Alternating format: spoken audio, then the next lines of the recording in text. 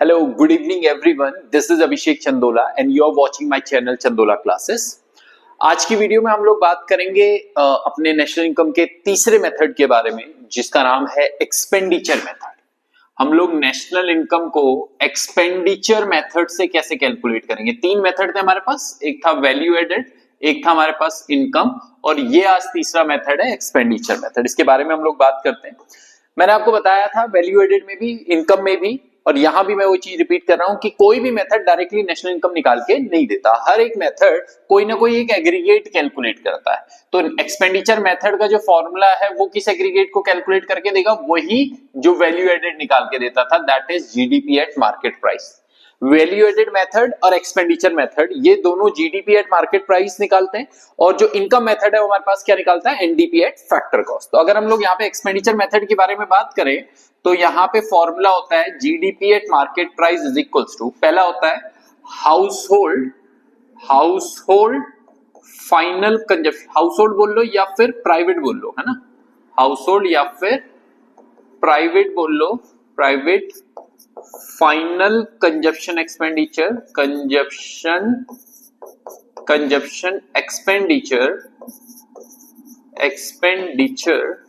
Plus दूसरा government final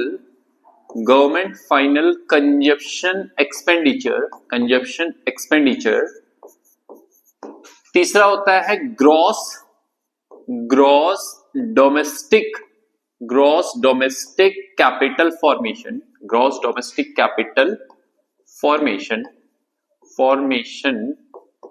और चौथा होता है इसमें नेट एक्सपोर्ट।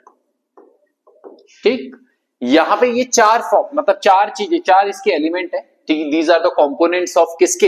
Expenditure method. मतलब जीडीपी एंड मार्केट प्राइस आप कैलकुलेट करते हो इन चार चीजों से। पहला क्या है हमारे पास? पहला है हाउसहोल्ड या जिसको हम बोलते हैं प्राइवेट फाइनल कंजप्शन एक्सपेंडिचर। देखो ये अलग अलग सेक्टर है, ये किसके फाइनल कंजप्शन की बात कर रहा है? ये हाउसहोल्ड के फाइनल कंजप्शन के बारे में बात कर रहा है। दूसरा, ये गवर्नमेंट के फाइनल कंजप्शन एक्सपेंडिचर के बारे में बात कर रहा है। तीसरा, ये किसका है? ग्रॉस डोमेस्टिक कैपिटल फॉर्मेशन, जो कैपिटल फॉर्मेशन है यानी इन्वेस्टमेंट के पॉइंट ऑफ व्यू से हम लोग बात कर रहे हैं। और चौथा जो है नेट एक्सपोर्ट, जो कौन से सेक्टर का है आपका? फॉरेन एक्सपोर्ट, है ना, मतलब एक्सपोर्ट माइनस इंपोर्ट से हम लोग नेट एक्सपोर्ट को कैलकुलेट करते हैं। तो ये अलग अलग सेक्टर्स के बारे में बात हो रही है। अब यहां पे आप ध्यान दीजिएगा, तो जिसमें आप मतलब अब हाउसहोल्ड, ध्यान रखना इस चीज का, ये किसका है? हाउसहोल्ड का। ये किसका है? गवर्नमेंट का। ग्रॉस डोमेस्टिक कैपिटल फॉर्मेशन किसका हो जाएगा? एक तरीके से हम बात कर सकते हैं ये फर्म का है। और नेट एक्सपोर्ट किसका है? फॉरेन का। ठीक, तो अब यहां पे अगर हम, ये तो डायरेक्टली दिए हुए रहते हैं, गवर्नमेंट फाइनल कंजप्शन एक्सपेंडिचर भी है, हाउसहोल्ड फाइनल कंजप्शन एक्सपेंडिचर भी। जस्ट इन केस अगर हमारे पास ग्रॉस डोमेस्टिक कैपिटल फॉर्मेशन नहीं दे रखा है तो यहां पे जरूर हमें मेहनत करनी पड़ती है। ग्रॉस डोमेस्टिक कैपिटल फॉर्मेशन निकलता है कैसे? कई बार हमें ये gross domestic fixed capital formation देता है। क्या देता है इसकी जगह? Fixed capital formation. वो लगता है एक जैसे ही है ना, बट फर्क है क्या? ग्रॉस डोमेस्टिक कैपिटल फॉर्मेशन और gross domestic fixed capital formation. तो अगर फिक्स्ड कैपिटल फॉर्मेशन दिया है तो इसमें आपको क्या ऐड करना पड़ेगा? इसमें आपको ऐड करना पड़ेगा चेंज इन स्टॉक। पिछले मेथड में भी हम लोगों ने, वैल्यू एडेड मेथड में भी चेंज इन स्टॉक के बारे में बात किया था, जिसका फॉर्मूला क्या होता है? Closing stock minus opening stock.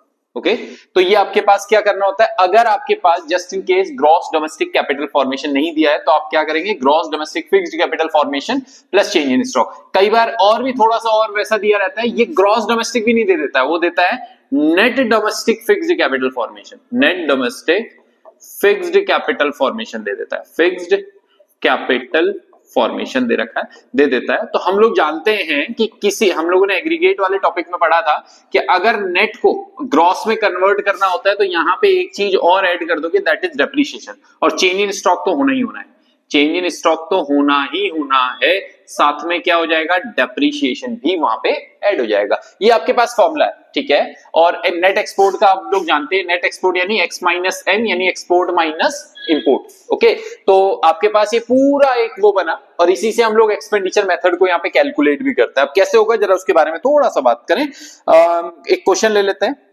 हमारे पास प्रीवियस ईयर के कुछ क्वेश्चन है, जैसे कि यही पहला है हमारे पास यहां पे बोला हुआ on the basis of given data estimate the value of national income बोला गया है यहां पे कैलकुलेट करने के लिए आपको नेशनल इनकम निकालना है। नेशनल इनकम यानी नेशनल इनकम का मतलब है एनएनपी एट एफसी, है ना, यही तो होता है नेशनल इनकम।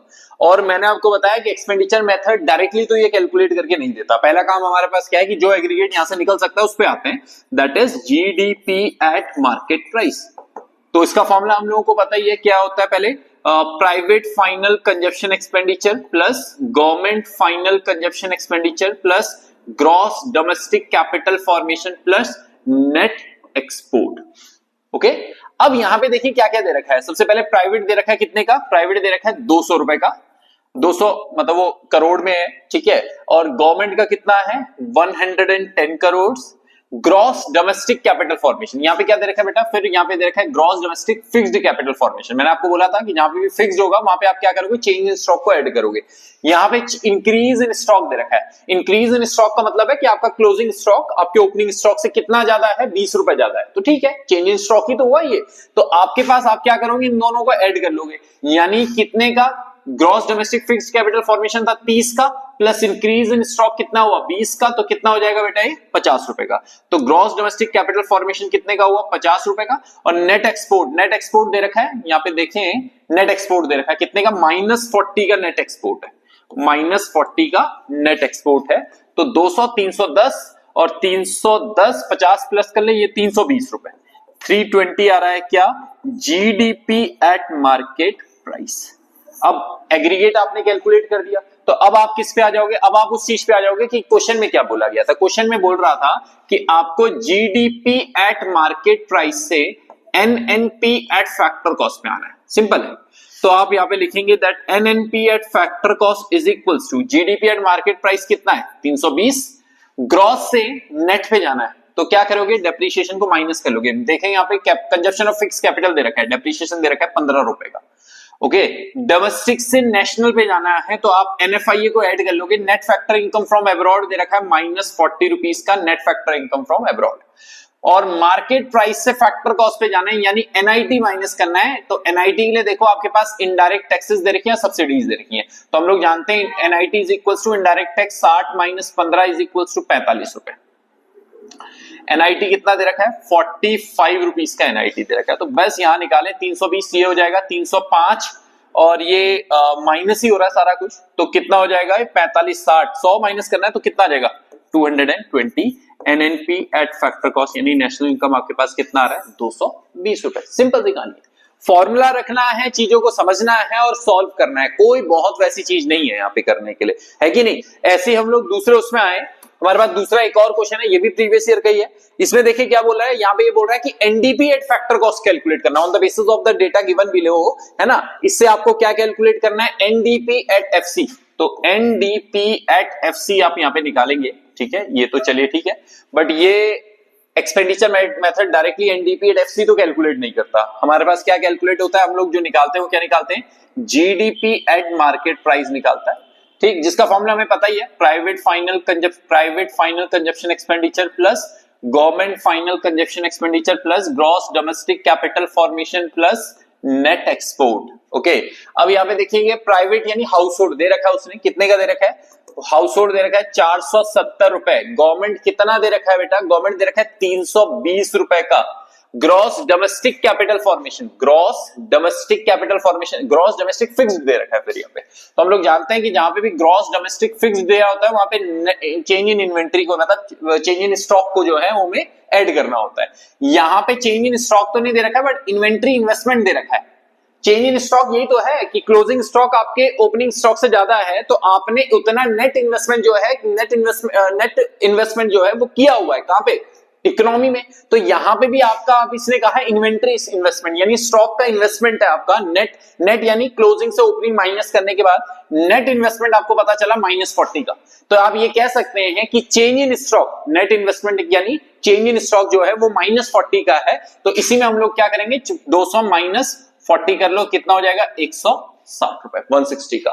तो आपके पास ग्रॉस डोमेस्टिक कैपिटल फॉर्मेशन कितना आया 160 plus net export. Net export का फॉर्मूला क्या होता है? एक्सपोर्ट यानी जो 50 रुपए माइनस इंपोर्ट 60 रुपए माइनस 10 का नेट एक्सपोर्ट भी है।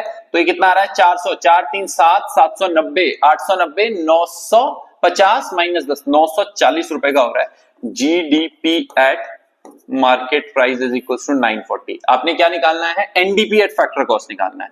तो मैंने आपको बताया था जीडीपी एट मार्केट प्राइस से अगर बोला जाए कि एनडीपी एट एफसी निकालना है तो कैसे करते हैं, जरा इसको देखें। तो हम लोग यहां पे लिख देते हैं NDP at FC is equals to GDP at MP कितना है? 940। ग्रॉस से नेट पे जाना है तो सबसे पहले डेप्रिसिएशन लेस करना होता है। डेप्रिसिएशन दे रखा है कंजप्शन ऑफ फिक्स कैपिटल कितने का? 35 रुपए का, 35 रुपीज का। ठीक है, बाकी डोमेस्टिक से डोमेस्टिक है, सिर्फ मार्केट प्राइस से फैक्टर कॉस्ट पे जाना है तो एनआईटी भी माइनस कर ले, माइनस कर लेंगे 50। ओके, तो ये कितना हो जाएगा? NDP at FC is equals to कितना हो जाएगा? ये 9855, 855 रुपए का। सिंपल है, कोई वैसी चीज नहीं है, कोई इतना बहुत बड़ा कॉम्प्लिकेटेड टॉपिक नहीं है, सिंपल सा टॉपिक था। चाहे हम लोगों ने वैल्यू एडेड मेथड के बारे में बात किया, चाहे हम लोगों ने इनकम मेथड के बारे में बात किया, चाहे हम लोग एक्सपेंडिचर मेथड के बारे में बात करें, ये तीनों मेथड। और मैं आपको पहली वीडियो में भी इस बारे में बात कर चुका हूं कि कंसेप्ट ऐसा है कि आपके पास 90% पॉसिबिलिटी। आप पिछले 10 साल के पेपर उठाओ, आपको वहीं पे प्रूव हो जाएगा। 10 साल पहले तो 10 के 10 सालों में आपको नेशनल इनकम के न्यूमेरिकल देखने को मिलेंगे, नहीं तो 9 में तो मिलेगा। तो इतना इंपॉर्टेंट है। तो आपके पास चाहे वैल्यू एडेड आए, हालांकि वैल्यू एडेड आने की पॉसिबिलिटी कम होती है, but income and expenditure method के अंदर से तो मैं श्योर हूं कि एक ना एक क्वेश्चन आपके पास आता ही है ना, इसी से रिलेटेड आता है। अब माना कि वो यहां पे हमें ये दे दे, हमें वो एनएनपी एट फैक्टर कॉस्ट की वैल्यू दे दे और हमें बोल दे कि ग्रॉस डोमेस्टिक कैपिटल फॉर्मेशन की वैल्यू निकाल दो, निकाली जा सकती है, कोई दिक्कत थोड़ा ना। वहां पे कौन सा फॉर्मूला चेंज करना है? फॉर्मूला फिर भी यही रहेगा, है कि नहीं? तो ये थोड़ी छोटी छोटी चीजें हैं जो हम लोगों को ध्यान रखनी होगी। तो ये था आज की वीडियो में जहां पे हम लोगों ने एक्सपेंडिचर मेथड के बारे में बात किया। अगर आपको कोई और डाउट हो तो आप बता सकते हैं, प्लीज लेट मी नो कि भैया इस पर्टिकुलर टॉपिक में आपको दिक्कत हो रही है, तो उस पर्टिकुलर टॉपिक में मैं वीडियो बना दूंगा और उस जो भी कंसेप्ट है उसको क्लियर करने की कोशिश करेंगे पूरा। तो ये था आज की वीडियो में। अपने नेक्स्ट वीडियो में हम लोग प्रिकॉशंस के बारे में भी बात करेंगे कि जब हम लोग नेशनल इनकम को कैलकुलेट कर रहे हैं तो कौन कौन से प्रिकॉशन, क्योंकि थ्योरी में अगर कभी कोई क्वेश्चन आता है तो प्रिकॉशन एक बहुत बड़ा कंसेप्ट है जो हमारे पास यहाँ पे देखने को मिल सकता है। ठीक है, तो ये था आज की वीडियो में। अपनी नेक्स्ट वीडियो में मिलते हैं। Till then good bye.